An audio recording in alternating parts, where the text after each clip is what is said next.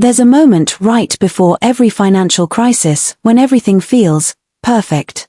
The markets are booming, the headlines are euphoric, and your friend Alex in London is bragging about how much he made flipping stocks on his phone while drinking a flat white. That's the moment. The calm before the financial storm. And if history has taught us anything, it's this: every crisis looks like a celebration right before it burns the world down. Today, we're breaking down what always happens before a financial crisis, the invisible chain reaction that turns ordinary people into victims, and a small group of prepared thinkers into millionaires. So grab your coffee, maybe even a croissant if you're feeling fancy, and settle in. Because by the end of this story, you'll see the next crash coming before the crowd even notices the smoke. Picture this. It's 1636.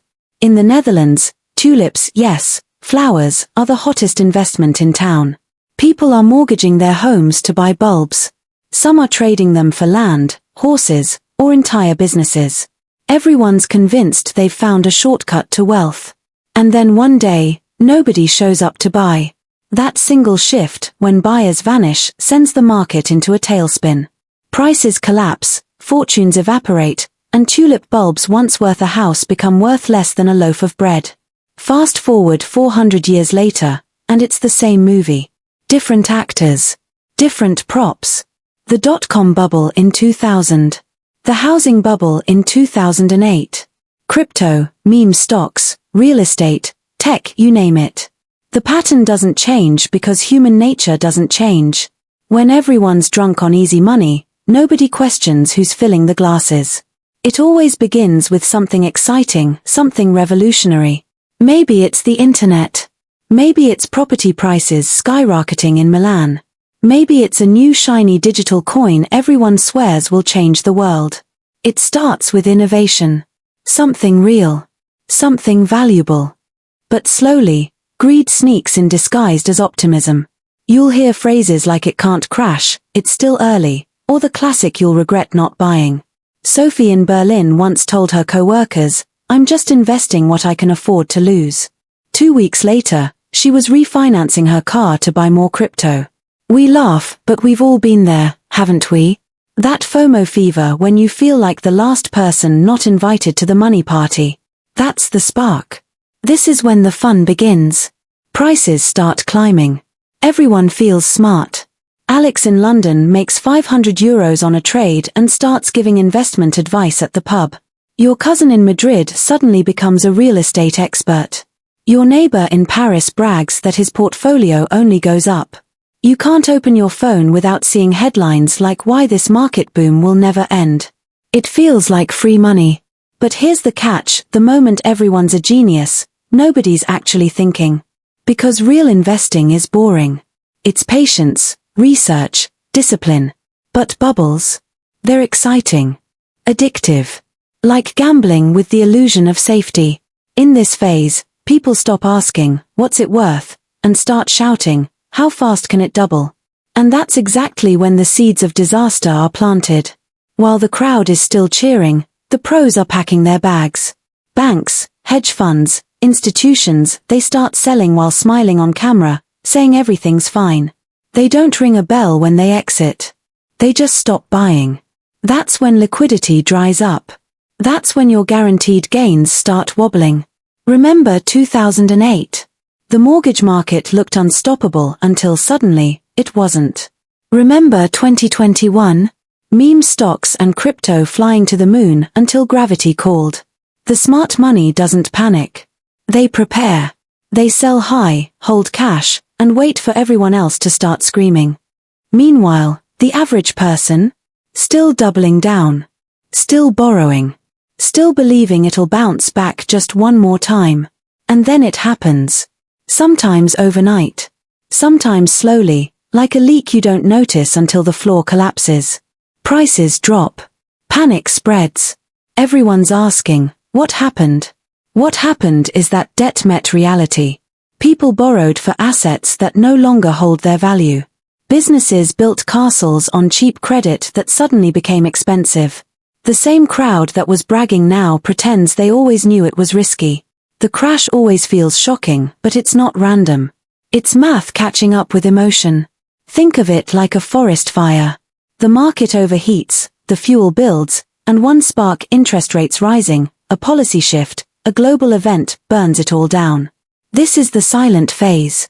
The aftermath. The media stops talking about money. The experts disappear. The charts look depressing. But if you look closer, something powerful is happening. The greedy are gone. The patient are rebuilding. This is when opportunity quietly returns. When real investors, not speculators, start buying again. When assets are discounted, emotions are low, and everyone's too afraid to touch the market. That's when fortunes are quietly made. It's like the first rays of sunrise after a storm. You just have to have the courage to step outside while everyone else hides indoors. Now, let's have a laugh, because history has a sense of humor. Every crash can be summed up by one funny acronym: POOP. P, panic. O, overselling. O, opportunity. P, profit. During panic, everyone dumps their assets out of fear. Overselling follows, where prices crash below real value. That's when opportunity appears for those with cash, patience, and courage. And when the market recovers, those same people make profit while everyone else wonders how they did it. Simple, right? It's literally a cycle of poop. But behind the humor lies deep wisdom. Money moves from the emotional to the prepared. Always. Let's connect this to today. Every major financial crisis in history had warning signs. Sky-high asset prices. When houses in Milan sell for 10 times income, that's a clue. Debt everywhere. Margin loans, credit cards, leverage like a party where everyone's drunk on borrowed money. Blind optimism. When people say, it can't go down, that's your red flag. Low savings rates. When consumers live paycheck to paycheck while markets hit record highs, dangers brewing. Greed disguised as progress. AI will save us, this time is different, crypto will replace everything. You can't time the crash perfectly, nobody can. But you can sense when things feel too good. Because every bubble starts with smart people doing smart things, and ends with ordinary people doing dumb things. Let's take a walk through Europe for a moment. In Paris, cafe owners are taking out loans to buy apartments because property always goes up. In London, young professionals are trading options on their lunch breaks. In Madrid, TikTok traders are teaching how to retire at 25. And in Milan, luxury watch prices are rising faster than salaries. These are not random coincidences. These are echoes of what's come before every financial storm. We laugh, we participate, we justify, until it ends. But here's the twist, you don't have to be the victim in this story. You can be the observer. The thinker. The one who sees the pattern and quietly prepares while everyone else is still celebrating. So, how do you protect yourself when the cycle feels inevitable? Let's break it down. Build liquidity.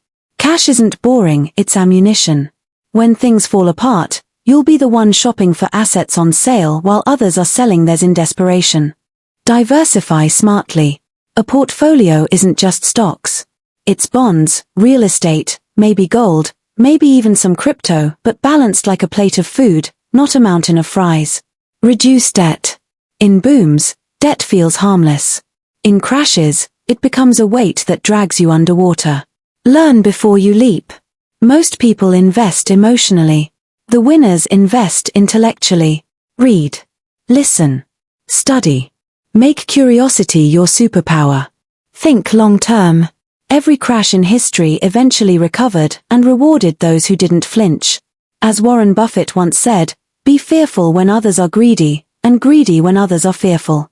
But I'd add, be observant when others are distracted. Here's the part most financial media won't tell you. Crises are not punishments. They're corrections. They clean up the mess of excess and reset the system for the next wave of growth. Without them, capitalism wouldn't function. They're like a forest fire, painful, but necessary for new life to grow. Every great investor, from Europe to Wall Street, knows this truth. You can't stop the cycle. But you can ride it. Let me tell you a quick story.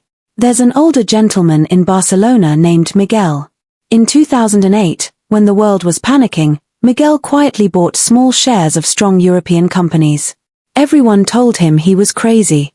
15 years later, he lives off dividends. He doesn't worry about crashes anymore. Why? Because he understood one thing: crises create the opportunities that calm times hide. Every financial crisis has a rhythm. The boom, the greed, the silence before the storm, the crash, the rebuild. You can't change it. But you can choose your role in it. Do you want to be the crowd chasing profits during euphoria? Or the calm observer, ready to buy when everyone else panics? The next crisis will come.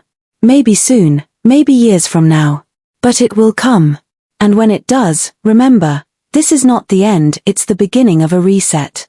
If you've listened this far, take a deep breath. You're already doing what most people never do, thinking ahead. The truth is, financial independence isn't about predicting every crisis. It's about preparing for them. Save a little more. Learn a little more.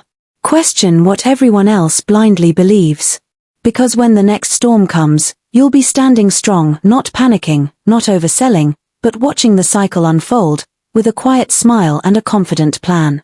And when that happens, remember this moment. The moment you decided to become the calm in the chaos.